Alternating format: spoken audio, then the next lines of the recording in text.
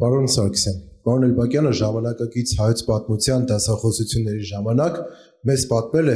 որ Ղարաբաղյան շարժման, Ղարաբաղ կոմիտեի և ՀՀՇ-ի շարքերում ի սկզբանե կար մի խմբավորում, որ բնույթով հակարցախցի էր։ Այդ շարքում կարկառուն դեմքերից էր Վանո Սիրադեղյանը։ Որպես մտավորական թևի ներկայացուցիչ Աշոտ Բլեյանը, որ 1992 թվականի սեպտեմբերին պատերազմի ամենածանր շրջաններից մեկում գնաց Բաքու և հայտարարեց, որ մենք պատրաստ ենք ամեն ինչ հանձնել։ Երբ նա վերադարձավ Հայաստան, Լևոն Տեր-Պետրոսյանը գովեց նրան, ասելով, որ համարձակ քայլ է արել։ Պարոն Սարգսյան, ես թվեցի 3 հոգու անուն, որոնք ամենաուղղակի ազդեցություն են ունեցել կապիտուլյանտի բարոյաքաղաքական սոցիալիզացիայի վրա։ Ըստ այսմ, դուք համաձայն եք այդ մտմանը, որ կապիտուլյանտն այս անձանց հոգեզավակն է, գլխավորությամբ Լևոն Տեր-Պետրոսյանի, և եթե ոչ, ապա ինչու։ Հարցս կշարունակի Հայկական համալսարանի դասախոս Մանե Թաթուլյանը։ Բարև ձեզ, պարոն նախագահ, Մանե Թաթուլյան, Հայկական համալսարանի փիլիսոփայության դասախոս։ Հարցս հետևյալն է, հաշվի առնելով Փաշինյանի ակնհայտ հակահայկական, հակաարցախյան, հակապանակյան տեսակետը եւ իր ընդհանրապես դիրքորոշումը, իդեպ ոնց որ դուք եք նշել, հենց դրա պատճառով ինքը հայտնվել էր ձեր տեսադաշտում, արդյոք հնարավոր չէ ձեռնարկել իրավական թե ուրիշ տեսակի քայլեր նրան չեզոքացնելու համար, օրինակի համար ամնիստիայից ոչ ազատելը կամ այլ ուրիշ տեսակ քայլեր։ Շնորհակալություն։ Սկսեմ նրանից այդ հոգեզավակի մասով, ես որքանով հիշում եմ, կարծեմ դուք պետք է տեղյակ եղնեք, որ Լևոն Տեր-Պետրոսյանը Հայաստանի այսօրվա կառավարիչին անվանել է,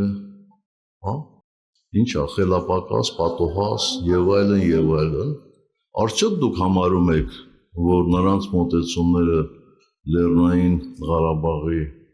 խնդրի լուծմանը միանման են։ Ոչ։ Եթե մենք այդ կանխավարկածով ղեկավարվենք, այդ նշանակում է, որ Լևոն Տեր-Պետրոսյանի նախագահության ժամանակ Հայաստանը դեմ էր, բայց տեսեք Ղարաբաղը մենակ կռվեց ու հաղթեց։ Այդպիսի տրամաբանություն ինձ դուր չի գալիս, կարծում եմ որոշակի այսպես տակը այլ աստար կա, որը ես չեմ կիսում։ Իհարկե, այսօրվա Հայաստանի կառավարիչը մի ժամանակ եղել է Լևոն Տեր-Պետրոսյանի թիմում։ Բայց Հայաստանի երկրորդ նախագահ, Հայաստանի երրորդ նախագահն է եղել այդ թիմում։ Այսինքն բոլորին այսպես խառնել, ինչ որ մեկին վատաբանելու համար, ես համաձայն չեմ ձեր կարծիքի հետ, իրոք համաձայն չեմ ձեր կարծիքի հետ, եւ կարծում եմ ձեզ մոտ նաեւ հարց կառաջանա, բայց եթե այդպես էր, ինչու Հայաստանում դեռևս այն ժամանակ իշխանափոխություն տեղի ունեցավ։ Ցանկացած թիմում, ցանկացած նույնիսկ ընկերական շրջապատում լինում են հարցեր, որոնք ինչ որ մի փուլում կարծիքները տարբերվում են։ Այնպես որ այդտեղ ոչ ողբերգություն կա, ոչ որևէ միտում կա, եւ այն ենթատեքստը,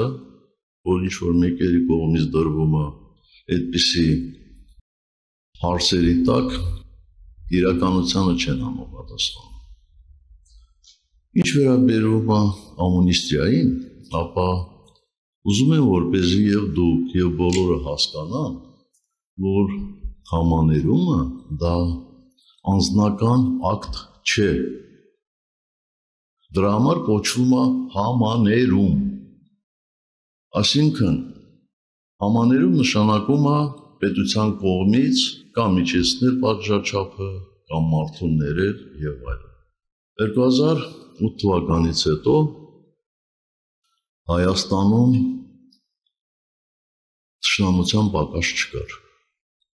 Հասարակությունը համերաշխ չէր։ Իսկ իմ խորին համոզմամբ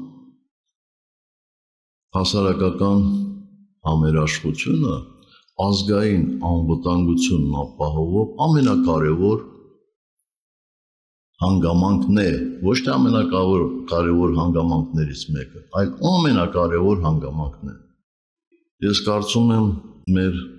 հարց-պատասխանի ընթացքում կլինեն հարցեր եւ ես այդ թեզին նորից կանդրադառնամ։ Այսինքն ես ասացի, թե որն էր այդ համաներման նպատակը։ Այսինքն այդպես կարծողները մտածում են երևի, թե երբ որ համաներում էին կիրառում, ապա պետք է ասեինք, իսկ համաներում հետևյալն է, այսքան պատժաչափ ունեցող եւ այնտեղ տարբեր պայմաններ կա, էլի։ Թե ասեինք էս բացի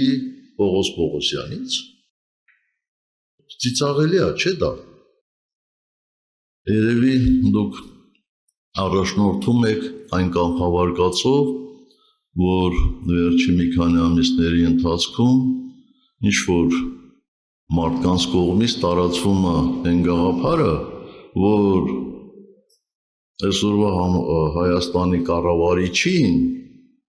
մենք նախապատրաստել ենք չգիտեմ որ թվականից, որպեսզի 18 թվականին նրան իշխանություն հանձնենք, որպեսզի մի տարի հետո էլ նա իշխանությունը վերադարձնի մեզ, հա, բայց կներեք դա ուղղակի աբսուրդ է, աբսուրդ։ Էլ չեմ ասում, որ այսօրվա Հայաստանի կառավարիչը 2008 թվականից չի քաղաքականության մեջ։ Այնպես որ ես չեմ կարող ձեզ խորհուրդ տալ ձեր կարծիքը փոխել, բայց բոլոր պարագաներում իմ կարծիքը այդպիսին է։